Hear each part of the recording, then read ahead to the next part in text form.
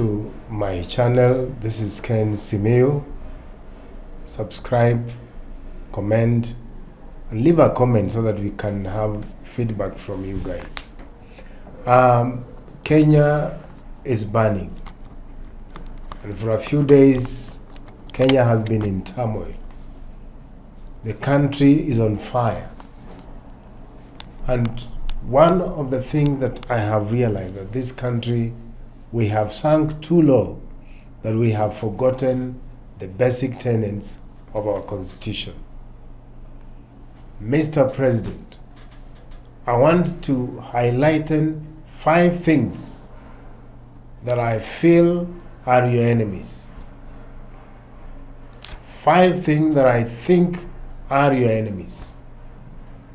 Your government has been credited as a government that came on the platform of transparency and accountability. But as it stands today, very many Kenyans are of the opinion that that has not been the hallmark of your administration. The enemy number 1 of your administration are lies, Mr. President. You came on a platform where you promised Kenyans, especially the hustlers, the mama mbogas, the youths of this country, and especially now the Gen Z who have risen up.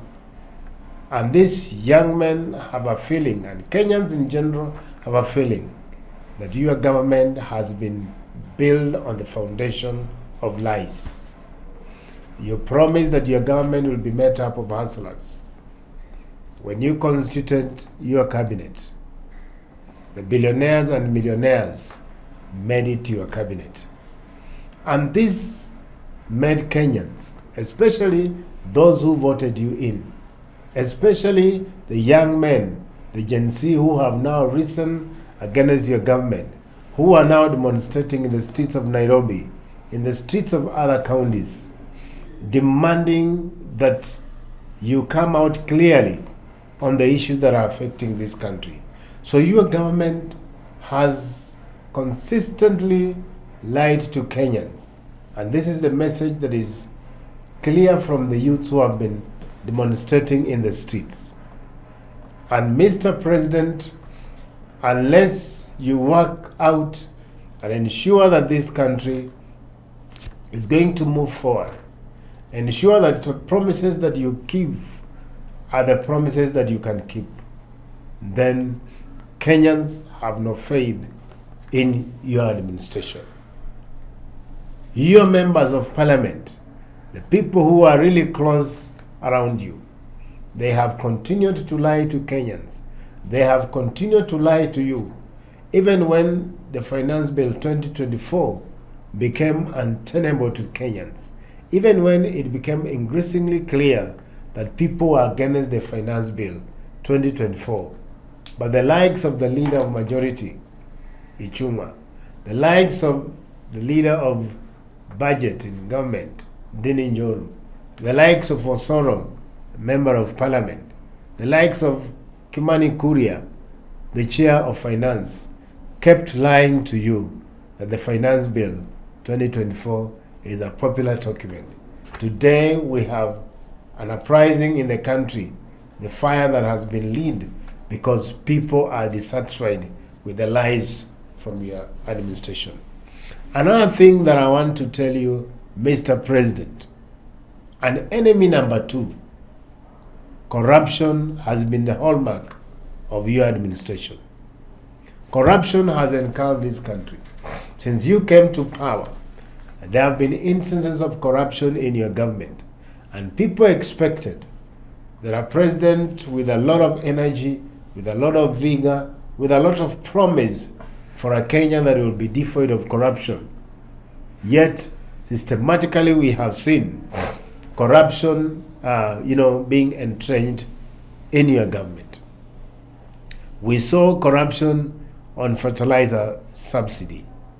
We saw corruption and when there was the sale of fake fertilizer. Up to today, nobody has been brought to book Nobody has been able to be identified as the mastermind of the fake fertilizer, as a mastermind of the fertilizer subsidy that was a scandal of about 10.2 billion. And this has left Kenyans wondering whether it is true that your government is committed in fighting corruption. There has been so many corruption deals that have happened in your government. You remember the 6.5 billion Edpo oil tender scandal that really encountered your government when you came to power. Nobody today has ever been held to account for this corruption. And this has made Kenyans to sincerely imagine and think that you have no willingness, you have no political power, you have no political will to fight corruption. This country is dying because of corruption. No wonder the youths, the Gen Z, have risen up because they think we are wasting a lot of resources. There's a lot of too much wastage in your government that Kenya does not even need to go out and borrow from the IMF, to go out and borrow from the World Bank. And because of this, Kenya is now burning. So corruption is an enemy in your administration. And how you rise up and fight and eliminate corruption will determine the legacy that you leave to this country as a president. Another third point, the enemy within your government is your bad advisors. You are surrounded with advisors, and when you listen to the people in public places, when you listen to the Gen Z who are now demonstrating, when you listen to people in churches, they all concur that the president of this country has bad advisors. They say that you have bad economic advisors, and this led by Professor D. People think that people are giving you bad advices. Bad advices in terms of managing the economy. Bad advices in terms of financial management. Bad advices on corruption-related issues. Bad advice on governance issues. Bad advice on how to create jobs, unemployment for the young men who are now desperate and are now in the streets because they have no jobs. And people are still misadvising you. And recently you made a quote that the youth that are in the streets are criminals. They are being involved in treasonable churches. And young men have taken offense because of this. So the president, the earlier you realize that you have bad advisors in your government and go back to the drawing board and make changes in your advisors, your government is bound to sink.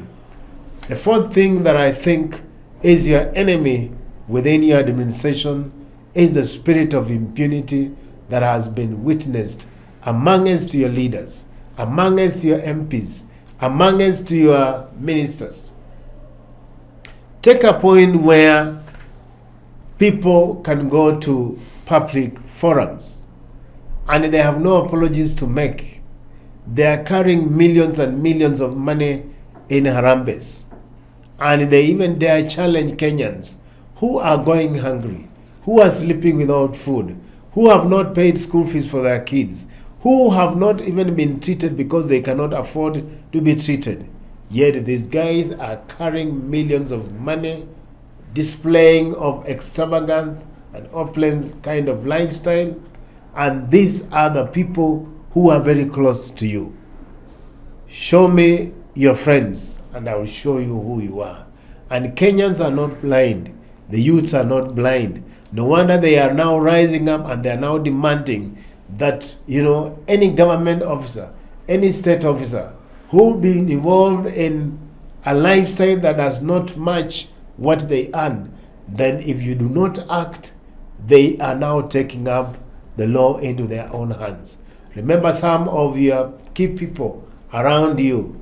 Kimani Kuria's home in Molo has been set on fire. Ichungwa's office has been set on fire.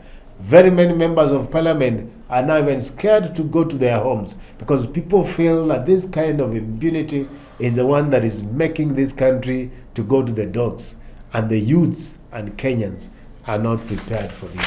The last thing that I think is an enemy in your administration is the kind of incompetent leaders that you have surrounded yourselves with. Remember the rating from your ministers. The ministers' rating by opinion pollsters. They have rated your ministers so low to the extent that if today you compare with the previous administration, the Kibaki administration, the Uhuru administration, then people have no confidence in the kind of people that you have put in places.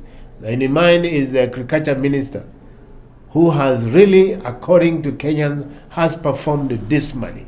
We have other ministers who have performed dismally, but Kenyans have been yearning a point where you can rise up to the occasion and show them the door, those that have not been able to deliver to Kenyans. And unfortunately, in your administration, people do not see as state officers, ministers, or even the members of parliament who inspire hope and inspire confidence that Kenya is in safe hands. President, you have a chance to make history by ensuring that the enemies within you are crushed once and for all, and Kenya will be a great country. The Gen Z who are on the streets are not criminals. They are simply youths who are exercising their power under the Constitution as provided in Article 37, that the people of this country have a right to peacefully and unarmed to assemble, to demonstrate, to picket, and present petitions to public institutions without being harassed, being intimidated, being killed, being maimed and injured. Thank you.